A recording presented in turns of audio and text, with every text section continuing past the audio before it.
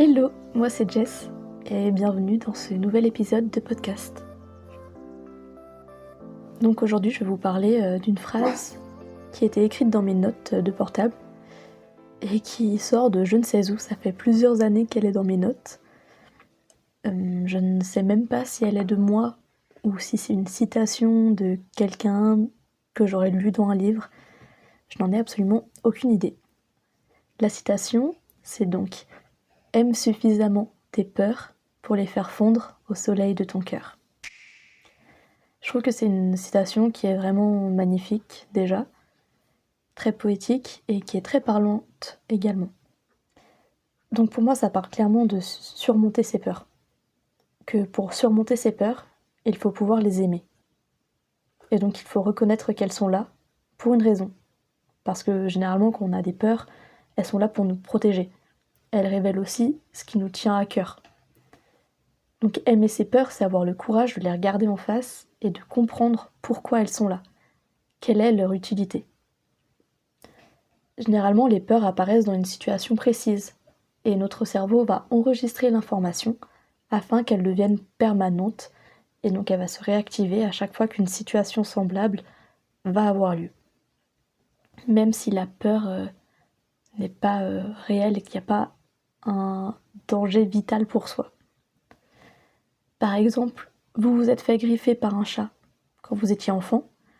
Depuis, vous avez peur des chats et votre corps se met en alerte à chaque fois qu'il voit un chat ou qu'un chat s'approche trop près de vous.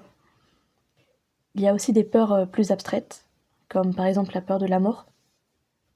Mais pour moi, toutes les peurs au final révèlent quelque chose. À mon avis, si on prend l'opposé de la peur de la mort, c'est donc l'envie de vivre sa vie. Et j'ai l'impression que quand on est heureux, quand on est satisfait de la vie qu'on mène, on appréhende moins la mort. À part s'il y a d'autres choses qui se cachent derrière, notamment des traumatismes. Donc je suis consciente qu'il y a une limite à tout ce que je dis, et il faut bien nuancer mon propos. Parfois, les peurs proviennent également de traumatismes. Et dans ce cas, il faut consulter un spécialiste qui pourra vous encadrer et vous aider sur ce sujet. En tout cas, pour les peurs, on va dire plus raisonnables, ou du moins qui peuvent se gérer, il y a plusieurs étapes pour les affronter. Donc la première, c'est de l'accepter. Quand je dis de l'accepter, je ne parle pas de l'accepter mentalement, je parle de l'accepter dans le corps.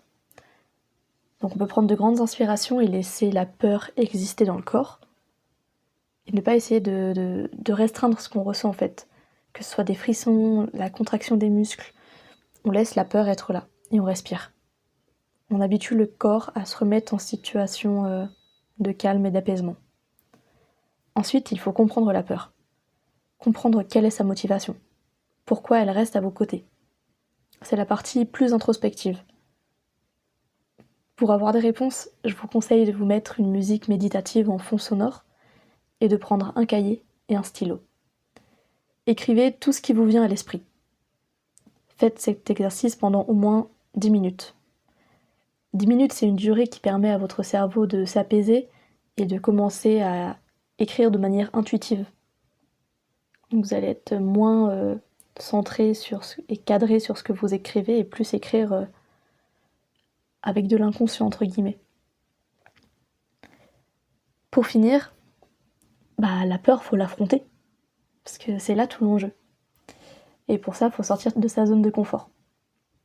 Bien sûr, petit à petit. On ne gravit pas une montagne en un jour. Il faut s'acclimater, prendre le bon rythme, s'être équipé avec le bon équipement. Et c'est pareil avec vos peurs. Il faut y aller étape par étape. En soi, je crois fermement que si vous mettez le doigt sur la raison de vos peurs, vous pourrez développer une certaine compassion envers elles et être plus indulgent avec vous-même. Parce qu'encore une fois, vos peurs, elles sont là pour une raison. Généralement, c'est pour votre bien. Et donc ainsi, si vous aimez suffisamment vos peurs, elles finiront par fondre au soleil de votre cœur. C'était le nouvel épisode de Pas après pas. Si cet épisode vous a plu, n'hésitez pas à me laisser un commentaire et à le partager autour de vous, ça me ferait vraiment plaisir. D'ici le prochain épisode, vous pouvez me retrouver sur mon compte Instagram sous le nom Une voyageuse heureuse, tout attaché en minuscules. Je vous fais de gros bisous et je vous dis à la prochaine. Salut!